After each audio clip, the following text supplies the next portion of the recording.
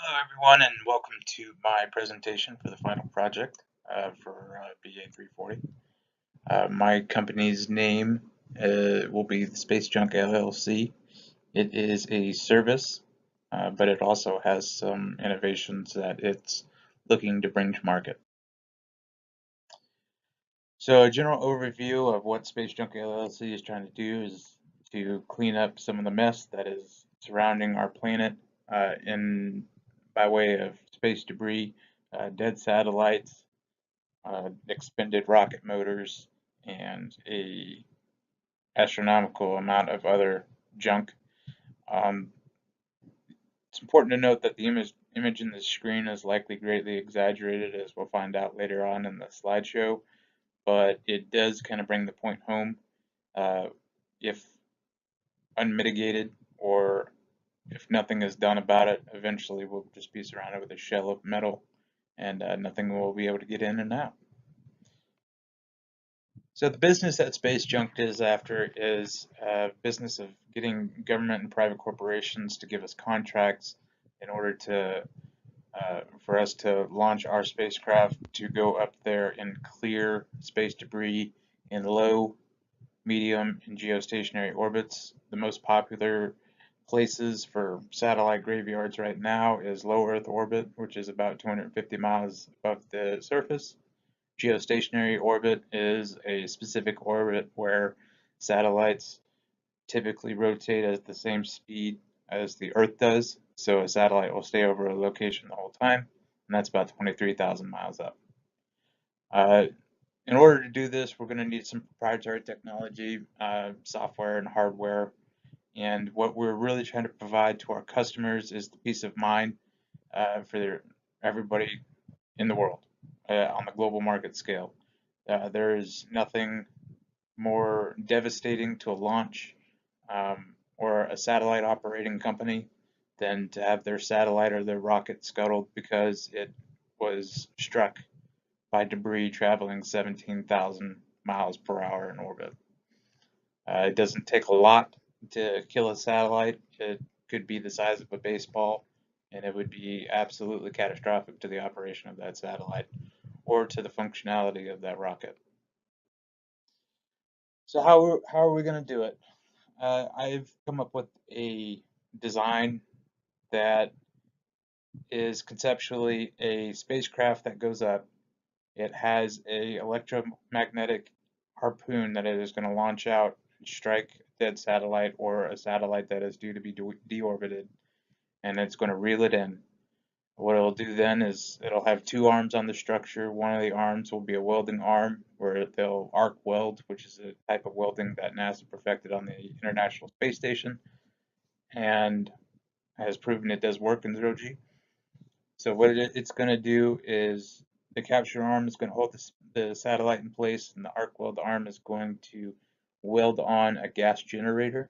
That's something that provides thrust in zero G. It's going to be just enough thrust to get that satellite for its mass to move back down to Earth and to deorbit and burn up in the atmosphere harmlessly. Now, the general rule right now, all satellites are generally going to go back and burn up in the atmosphere. It's just a matter of time.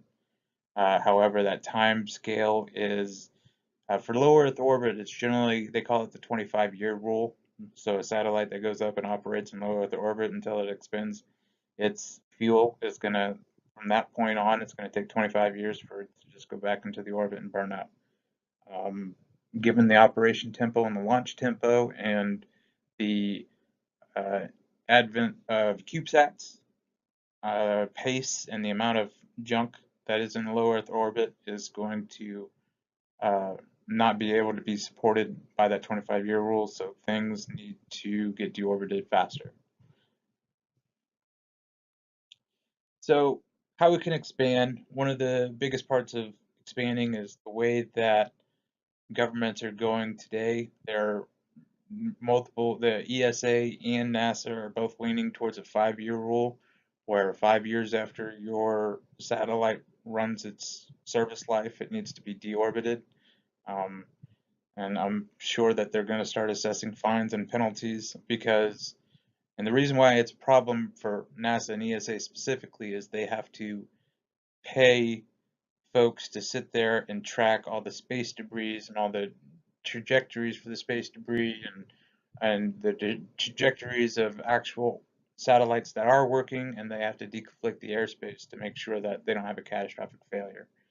And there's also a theory out there that if a satellite smashes into another satellite and they both turn into a bunch of debris, they'll just scatter out and start killing more satellites, and that satellites will turn into a bunch of debris. And there is what's called the Kessler theory, that this is the way that all satellites in low Earth orbit can be destroyed.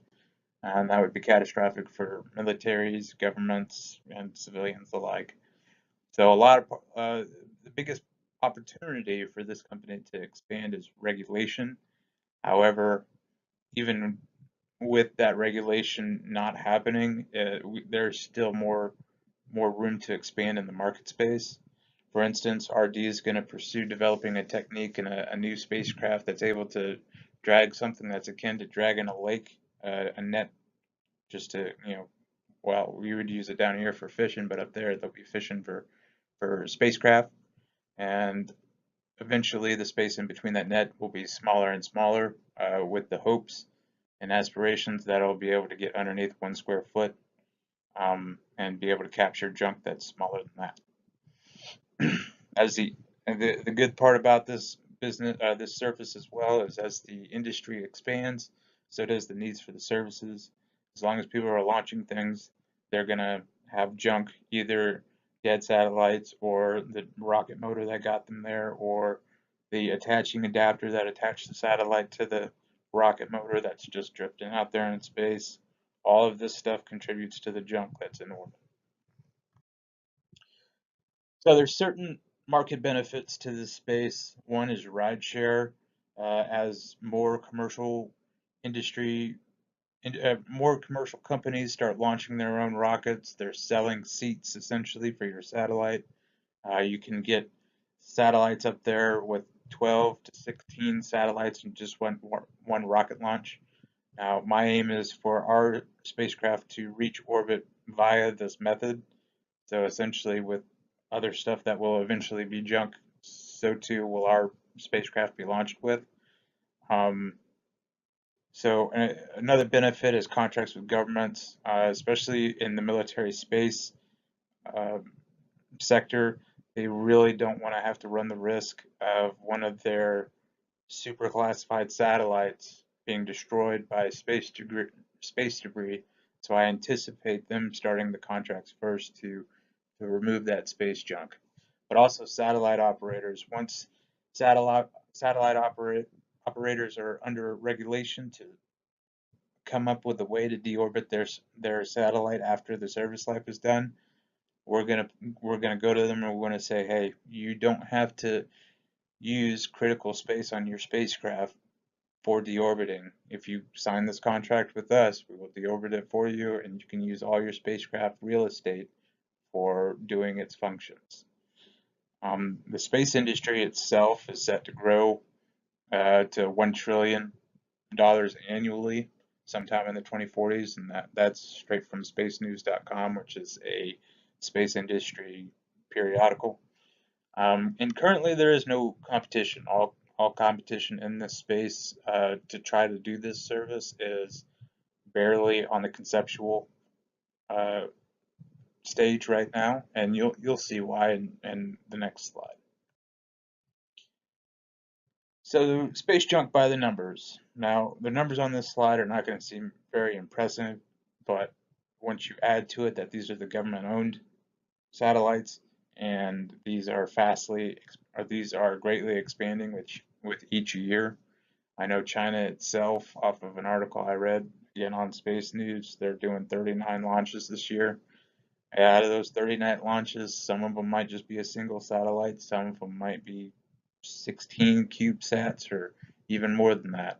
So I have a feeling, and I am anticipating these numbers to be exponentially increasing as we go forward. As more stuff gets put up there than deorbits, there's going to see a lot of numbers. You're going to see a lot of numbers.